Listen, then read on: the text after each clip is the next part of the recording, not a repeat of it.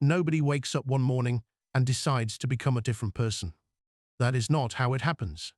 Change arrives quietly, in the margins of ordinary days, through choices so small they barely register. A slightly earlier alarm, one page instead of zero, a glass of water before the coffee. These things feel like nothing, and that is precisely the problem. We dismiss them because they don't look like progress. But the research on how habits actually form suggests we have been measuring the wrong thing entirely. When you feel stuck, the temptation is to look for the big move, the drastic overhaul, the dramatic reset. We have been trained to think that change should be visible, that if something is working, it should feel like it is working. But there is a quiet observation at the heart of how habits actually operate, and it challenges that assumption directly. James Clear, in Atomic Habits, published in 2018, puts it in arithmetic terms.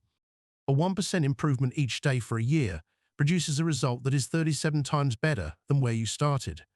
A 1% decline, sustained at the same rate, shrinks you down to nearly nothing.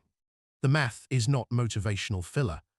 It is a description of how compounding works, and it is uncomfortable precisely because the individual steps are invisible. You cannot feel a 1% gain.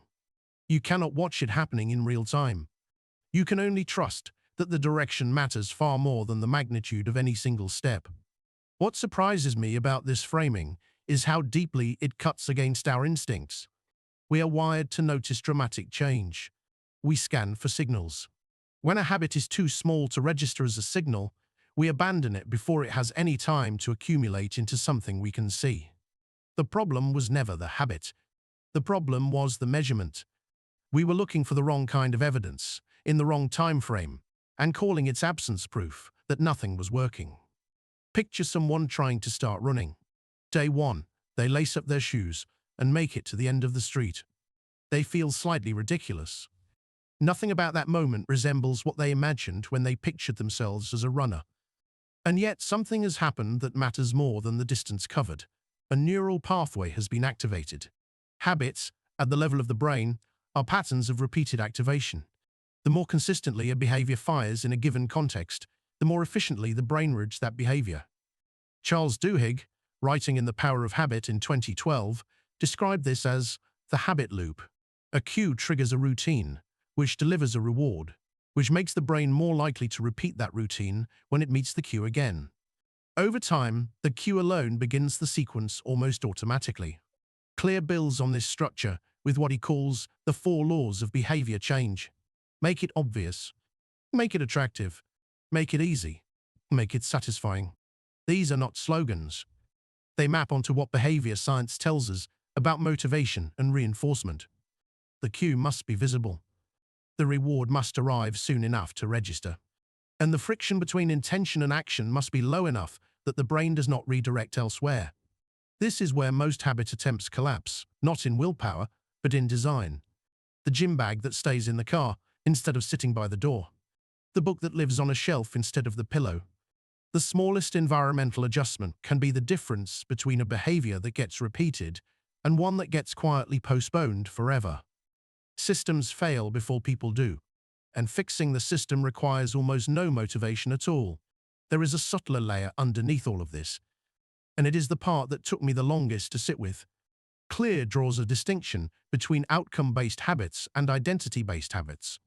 Most people begin with the outcome. They want to lose weight, finish a book, get fit. The goal lives in the future, and the habits are just the vehicle to get there. But this creates a quiet problem. Every single day that you have not yet reached the outcome, you are technically still failing. The gap between where you are and where you want to be stays visible, and visible gaps are discouraging. The alternative is to start from identity. Not I want to run a marathon, but I am someone who moves their body every day. Not I want to read more, but I am a reader. Each small action becomes a vote for the kind of person you are choosing to become. Clear draws on the Latin root of the word identity, which connects to the idea repeated behavior. Your identity is what you have repeatedly done. This reframing has support in the psychology of self-perception. Research associated with Daryl Bem's self-perception theory, developed in the late 1960s, suggests that we infer our own character from our behavior, much as we infer the character of other people from theirs. We do not always act in line with who we believe we are. We come to believe we are whoever we have been acting like. The habit does not just produce a result, it produces evidence, and evidence, accumulated over months, quietly reshapes the story you hold about yourself. That is not a side effect of building habits. That is the deepest mechanism of the whole process. There is a point in any sustained habit practice that clear calls the plateau of latent potential. You have been showing up. The results are not yet visible. And every rational signal your brain sends says the effort is not working. This is the most dangerous phase. Not because the habit is broken, but because the compounding is still underground. Think of ice sitting at 31 degrees. It looks exactly the same as ice at 20. Nothing appears to be changing.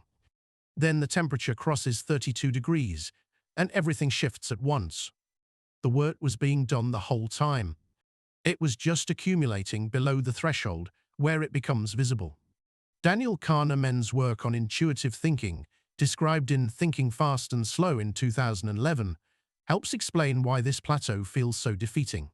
Our fast intuitive system is constantly scanning for feedback, for evidence that our behavior is connected to outcomes.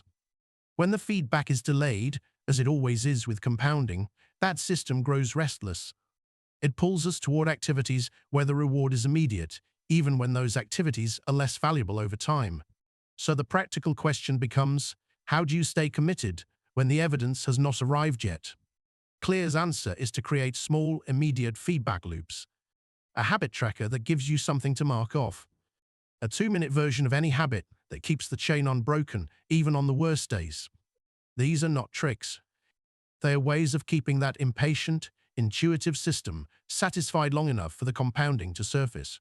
The 1% that feels like nothing today is the foundation of who you will be in a year. That is not something the present moment can prove. It is something only the direction can keep. And the direction begins with the smallest possible choice, made consistently, in the ordinary margins of an ordinary day. If this way of thinking about change resonates with you, there is more of it here. Each video on this channel is an attempt to build a clearer map of how the mind actually works, not how we wish it did. Subscribing means you will be there when the next piece of that map arrives.